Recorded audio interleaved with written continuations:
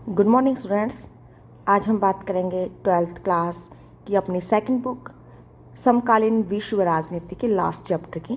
और हमारा last chapter है वैश्वीकरण, जिसको हम इंग्लिश में ग्लोबलाइजेशन कहते हैं। अब बात करते हैं वैश्वीकरण क्या है। वैश्वीकरण यानी कि विश्व में किसी भी स्थान की चीज़ का दूसरे देशों में पहुंच जाना, उसी को कहा जाएगा वैश्वीकरण। यानी कि किसी भी स्थान या देश की कोई चीज़ अगर अधिकतर देशों में प्रयोग हो रही है तो वो वैश्वीकरण कहा जाएगा।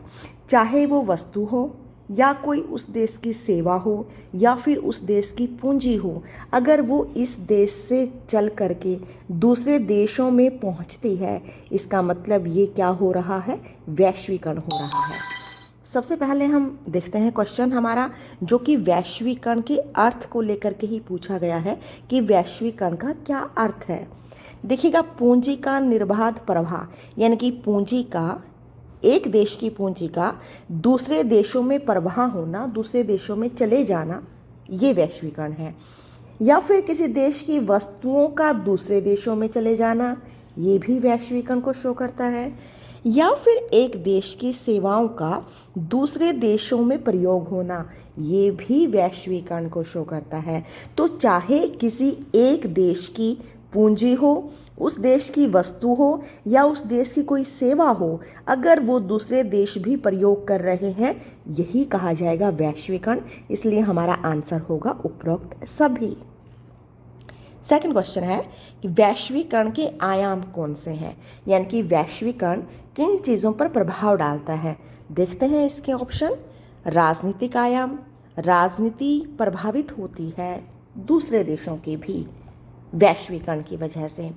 आर्थिक क्षेत्र भी प्रभावित होता है, क्योंकि एक देश की चीज़ दूसरे देशों में बिकेगी तो वो आर्थिक विकास भी होगा उस देश का। या किसी देश की राजनीति डिस्टर्ब हो रही है तो उसका इफेक्ट भी पड़ेगा। या फिर कल्चर, और कल्चर का तो सबसे मेन एग्जाम्पल आप सब जानते हैं, पिज़्ज़ा बर्गर हमारे देश का नहीं है, ये दूसरे देशों का खान पान है जो हमारे देश में पहुंच गया है। या जींस जो आप पहनते हो, ये वहाँ का पहनावा है अमेरिका का, जो हमारे देश में भी, या आज के टाइम पर तो लगभग हर देश में इसको यूज़ किया जाता है। तो वैश्वीकरण प्रभाव डालता है, राजनीति को भी प्रभावित करता है, आर्थिक क्षेत्र को भी प्रभावित करता है, किसी देश की संस्कृति को भी प्रभावित करता है। इसलिए हमारा आंसर होगा वैश्वीकरण के ये सारे ही आयाम हैं। तो हमारा आंसर हो जाएगा उपरोक्त सभी। नेक्स्ट बात करते हैं कि वैश्वीकरण के आयाम, कितने आयाम हैं। अभी हमने बात की थी ना कि राजनीतिक आयाम, आर्थिक आयाम और सांस्कृतिक आयाम, ये 3 आयाम हैं। हमारा आंसर होगा कि वैश्वीकरण के 3 आयाम हैं। नेक्स्ट क्वेश्चन पर आते हैं कि वैश्वीकरण के कौन कौन से पक्ष हैं, यानी कि वैश्वीकरण क्या हमेशा पॉजिटिव असर डालता है या फिर नेगेटिव असर डालता है। एक देश की चीज़ अगर दूसरे देशों में जा रही है तो वो सकारात्मक प्रभाव भी डालेगी और नकारात्मक प्रभाव भी डालेगी। वैश्वीकरण सकारात्मक प्रभाव भी डालता है और नकारात्मक प्रभाव भी डालता है। तो हमारे हो गए कि ये दोनों ही पक्ष हैं, ए और बी, इस ऑप्शन के साथ हम जाएंगे। नेक्स्ट क्वेश्चन देखते हैं कि विश्व के वैश्वीकरण के क्या कारण हैं। विश्व में वैश्वीकरण का क्या कारण रहा कि वैश्वीकरण को बढ़ावा मिला। देखते हैं ऑप्शन। पहला ऑप्शन है एक ध्रुवीय विश्व की स्थापना। 2 ध्रुवीय विश्व थे और सोवियत संघ का हो गया विभाजन। अब एक ही ध्रुव बचा अमेरिका, और अमेरिका का वर्चस्व लगभग पूरे विश्व पर था। तो एक ध्रुवीय विश्व की स्थापना हुई, इसी वजह से अमेरिकी चीज़ों को बढ़ावा मिला लगभग हर देश में। इसके अलावा टेक्नोलॉजी विकसित हो गई। अब पहले रेडियो भी नहीं थे, रेडियो के बाद टीवी आया, अब इंटरनेट आ गया, और इस टेक्नोलॉजी से एक देश का प्रभाव लगभग हर देश के ऊपर पड़ता है। तो वैश्वीकरण का कारण रहा एक ध्रुवीय विश्व की स्थापना, टेक्नोलॉजी का विकास हो गया, देश एक दूसरे पर निर्भर भी हो गए। तो एक दूसरे देशों की आपस में जो निर्भरता बढ़ी है, इन सब वजह से वैश्वीकरण को बढ़ावा मिला है। हमारा आंसर होगा उपरोक्त सभी। बात करते हैं वैश्वीकरण के उद्देश्य की, कि वैश्वीकरण का उद्देश्य क्या है। देखते हैं ऑप्शन। पूंजी का स्वतंत्र प्रवाह। अब एक देश में अगर हम रोज़गार के लिए जाते हैं तो उस देश में कमाई करने के बाद हम अपने देश वापस आ जाते हैं और उस पूंजी को अपने देश में यूज़ करते हैं, तो पूंजी का प्रभाव हुआ। टेक्नोलॉजी, अब हम जितने भी मोबाइल या कंप्यूटर यूज़ करते हैं सारे हमारे देश में तो बने हुए नहीं हैं, तो टेक्नोलॉजी और श्रम का भी प्रभाव होता है। खुली अर्थव्यवस्था,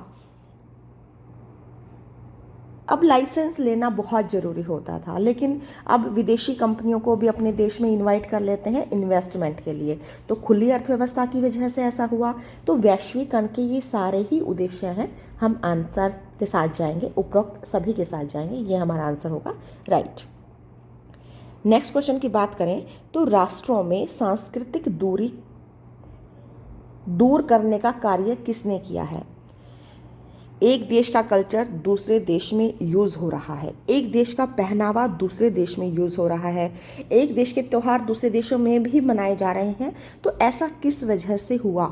हमने वो सब चीज़ें इंटरनेट पर देखी, हमने उन सब चीज़ों को टेलीविज़न पर देखा, सैटेलाइट ने इनको पूरे करने का काम किया, तो सांस्कृतिक दूरी कम करने का काम इन सभी ने किया है, तो भी हमारा आंसर होगा उपरोक्त सभी। नेक्स्ट क्वेश्चन पर आते हैं कि वैश्वीकरण को बढ़ावा देने में किन अंतर्राष्ट्रीय संस्था ने महत्वपूर्ण भूमिका निभाई है? वैश्वीकरण को बढ़ावा देने के लिए अंतर्राष्ट्रीय स्तर पर मुद्रा कोष की स्थापना की गई। विश्व के विभिन्न देशों को पैसा देने का काम वो वर्ल्ड बैंक का है। व्यापार संगठन विश्व स्तर पर नियम बनाता है व्यापार के लिए, तो इन तीनों ने ही वैश्वीकरण को बढ़ावा देने में अपनी भूमिका निभाई है। हमारा आंसर हो जाएगा उपरोक्त सभी। नेक्स्ट क्वेश्चन है कि वैश्वीकरण के सकारात्मक परिणाम क्या है? क्या पॉजिटिव इफेक्ट पड़ता है वैश्वीकरण का? सभी देशों का संतुलित विकास होता है, सही है। विश्व शांति को प्रोत्साहन मिलता है, ये भी बात सही है। विभिन्न संस्कृतियां एक दूसरे से मिल जाती हैं, ये भी बात सही है। तो हमारा आंसर हो जाएगा उपरोक्त सभी कि ये ही सारे तीनों ही पॉइंट जो हैं वो वैश्वीकरण के सकारात्मक पहलू को दिखाते हैं कि देशों का संतुलित विकास होता है, विश्व शांति को प्रोत्साहन मिलता है, विभिन्न संस्कृतियों का मेल होता है, तो हमारा आंसर उपरोक्त सभी हो जाएगा। वहीं हम बात करें वैश्वीकरण के नकारात्मक प्रभाव की, तो नकारात्मक प्रभाव क्या पड़ा है वैश्वीकरण का? इससे विकसित देशों का तो बहुत ज़्यादा विकास हो गया, जबकि विकासशील देश इतना विकास नहीं कर पाए, उनका कुछ हद तक शोषण हुआ है। तो ये वैश्वीकरण का नकारात्मक प्रभाव पड़ा है। उपनिवेशवाद के नए रूप का जन्म हुआ है। उपनिवेशवाद, जब अंग्रेज़ भारत को अपना उपनिवेश बना के व्यापार कर रहे थे, ऐसे ही तो अब भी बहुत सारी विदेशी कंपनियां दूसरे देशों में जा कर के अपना व्यापार को बढ़ावा दे रही हैं, तो ये उपनिवेशवाद का एक नया रूप है। आय का असमान वितरण, अमीर देश बहुत ज़्यादा अमीर हो गए जबकि गरीब देशों को इतना बढ़ावा नहीं मिला, तो आय का असमान वितरण भी वैश्वीकरण का नकारात्मक प्रभाव रहा। तो ये सारे ही प्रभाव वैश्वीकरण के नेगेटिव इफेक्ट रहे हैं। हमारा आंसर होगा कि ये तीनों ही पॉइंट सही हैं, उपरोक्त सभी के साथ हम जाएंगे। नेक्स्ट क्वेश्चन की बात करें तो भारत में औद्योगिक नीति का निर्माण कब किया गया? देखिएगा, उद्योगों को बढ़ावा देने के लिए सरकार ने समय समय पर प्रयास किए।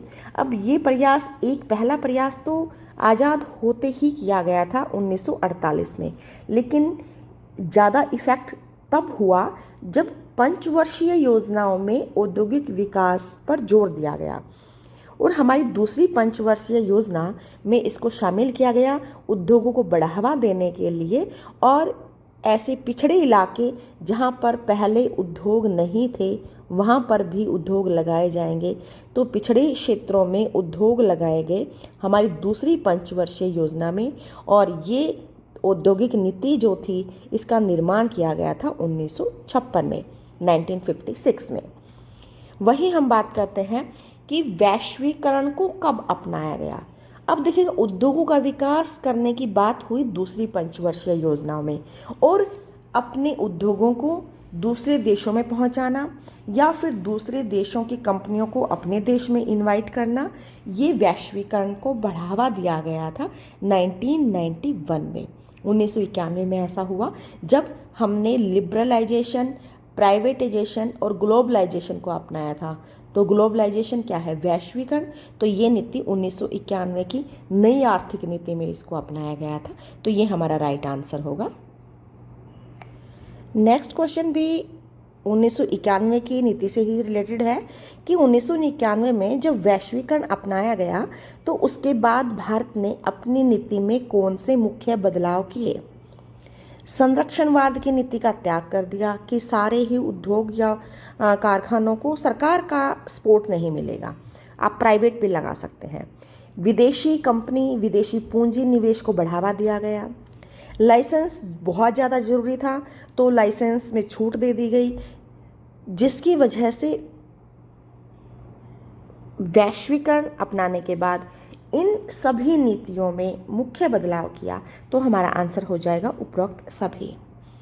नेक्स्ट क्वेश्चन है कि जब वैश्वीकरण बढ़ गया, अभी हम बात कर रहे हैं कि वैश्वीकरण को बढ़ावा मिला, विदेशी कंपनियां आई, तब अलग अलग देशों में एक ही देश की कुछ कंपनियां होंगी तो विश्व स्तर पर व्यापार करने के कुछ नियम भी बनाने जरूरी हैं। और विश्व स्तर पर व्यापार के नियम बनाने के लिए एक संगठन की स्थापना की गई और इस संगठन की स्थापना हुई 1 जनवरी 1995 में। 1 जनवरी 1995 को विश्व व्यापार संगठन की स्थापना की गई। नेक्स्ट क्वेश्चन है वर्ल्ड सोशल फॉर्म की स्थापना कब हुई? देखिएगा, वर्ल्ड सोशल फॉर्म यानी कि विश्व सामाजिक मंच। विश्व सामाजिक मंच है क्या, पहले ये जान लेते हैं। जब वैश्वीकरण को बढ़ावा दिया गया तो विश्व स्तर पर देशों के विभिन्न सामाजिक लोगों ने अपना एक मंच तैयार किया कि वैश्वीकरण का नेगेटिव इफेक्ट हो रहा है। तो वैश्वीकरण के नकारात्मक प्रभावों को देखते हुए पर्यावरण पर इसका नकारात्मक प्रभाव, मानव अधिकारों पर, तो पर्यावरणवादी, मानव अधिकार कार्यकर्ता या महिला कार्यकर्ता, मजदूर, इन सब ने इकट्ठे होकर के अब विश्व स्तर पर अपना एक मंच तैयार किया। इसी मंच का नाम रखा विश्व सामाजिक मंच, जिसको हम इंग्लिश में कहते हैं वर्ल्ड सोशल फॉर्म। इसकी स्थापना इन्होंने 2001 में की और 2001 में इसकी पहली बैठक की गई। इस मंच में विभिन्न देशों के कार्यकर्ता शामिल हुए और पहली बैठक social form, world social form की पहली बैठक हुई ब्राज़ील देश के अंदर।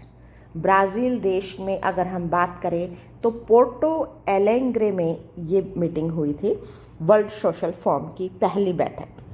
इसके बाद दूसरी बैठक भी ब्राज़ील में हुई और तीसरी बैठक भी, हर साल इसकी बैठक होती है, तो तीसरी बैठक तक ब्राज़ील में होती रही। फिर बात करते हैं चौथी बैठक की कि वर्ल्ड सोशल फॉर्म की चौथी बैठक जो है ये हुई मुंबई में हुई, भारत देश के अंदर हुई। तो यहाँ पर बात की गई है वर्ल्ड सोशल फॉर्म की कौन सी बैठक मुंबई में हुई थी। तो हमारा आंसर हो जाएगा कि चौथी बैठक मुंबई में हुई थी, जबकि तीनों बैठकें इससे पहले वाली फर्स्ट, सेकंड और थर्ड वो ब्राज़ील में होती रही। फिर बात की गई है हमारे चैप्टर में 7वीं बैठक की, और वर्ल्ड सोशल फॉर्म की जो 7वीं बैठक सीधी सी बात है 2007 में हो गई और 2007 में ये हुई थी केन्या देश के अंदर, नैरोबी शहर के अंदर। तो ये 7वीं बैठक की बात की गई है। अब तक अगर हम बात करें कि अब तक कितनी बैठकें हो चुकी हैं, तो 2018 में इसकी 16वीं बैठक हुई थी और 2018 के बाद आपको पता है कोविड के आने की वजह से इसकी कोई बैठक नहीं हो पाई है किसी देश के अंदर। तो ये 16वीं बैठक 2018 में हुई थी, ये भी ब्राज़ील में हुई थी। हमें बहुत आसानी से याद रहेगा, पहली, दूसरी, तीसरी बैठक और लास्ट वाली 2018 की बैठक ये सारी ब्राज़ील में हुई है, जबकि चौथी बैठक ये हमारे देश में मुंबई शहर के अंदर हुई और 7वीं बैठक ये केन्या देश के अंदर हुई है। ठीक है, तो वर्ल्ड सोशल फॉर्म की अभी हमने बात की। आगे बढ़ते हैं और हमारा नेक्स्ट क्वेश्चन है कि वर्ष 1999 में विश्व व्यापार संगठन की मंत्री स्तरीय बैठक कहाँ पर हुई? अभी पीछे हमने बात की थी कि 1995 में विश्व व्यापार संगठन की स्थापना की गई थी और विश्व व्यापार संगठन विश्व के विभिन्न देशों में व्यापार करने के जो नियम तय किए जाते हैं, उस संगठन के मंत्री स्तरीय बैठक अमेरिका के शहर सिएटल में हुई थी। सिएटल जगह जो है ये है अमेरिका में है। तो यहाँ हम बात करेंगे कि विश्व व्यापार संगठन की मंत्री स्तरीय बैठक हुई थी 1999 में अमेरिका के सिएटल में। फिर बात करते हैं 2001 की, कि वर्ष 2001 में विश्व व्यापार संगठन की वाणिज्य मंत्रियों की बैठक कहाँ पर हुई थी। तो वाणिज्य मंत्रियों की बैठक कतर देश की राजधानी है दोहा, यहाँ पर हुई थी 2001 की दोहा में। नेक्स्ट क्वेश्चन है कि वर्ष 2006 में विश्व व्यापार संगठन की वाणिज्य मंत्रियों की बैठक कहाँ पर हुई। अब 2006 की बैठक के बारे में पूछा गया है। स्विट्जरलैंड का शहर है जेनेवा, यहाँ पर हुई थी 2006 की विश्व व्यापार संगठन की बैठक। नेक्स्ट क्वेश्चन पर आते हैं कि भारत में वैश्वीकरण की नीति को अपनाने का निर्णय किस प्रधानमंत्री द्वारा लिया गया। अभी हमने बात की थी पीछे कि वैश्वीकरण को अपनाया गया था नई आर्थिक नीति 1991 में, और ये नीति अपनाने का श्रेय जाता है पीवी नरसिम्हा राव को। तो इस नीति को अपनाने का निर्णय प्रधानमंत्री श्री वीपी नरसिम्हा राव के द्वारा लिया गया था। नेक्स्ट और लास्ट क्वेश्चन की बात करें तो वर्तमान में किस देश की मुद्रा वैश्विक मुद्रा के रूप में प्रयोग की जाती है, यानी कि कौन से देश की मुद्रा यानी कि रुपया पैसा जो उस देश का है जिसको विश्व के अधिकतर देशों द्वारा अपनाया जाता है, यूज़ किया जाता है। और आपको पता है डॉलर जो है वो हर चीज़ में चलता है, तो ये जो मुद्रा है अमेरिका की मुद्रा है डॉलर, तो वैश्विक मुद्रा के रूप में डॉलर का प्रयोग किया जाता है। तो ये हमारा आंसर होगा। जबकि भारत का जो है वो रुपया है, यूरोप में यूरो मुद्रा का यूज़ होता है, रूस में रूबल का यूज़ होता है, और ज़्यादातर देशों में अमेरिकी मुद्रा डॉलर को यूज़ किया जाता है। Thank you, have a nice day.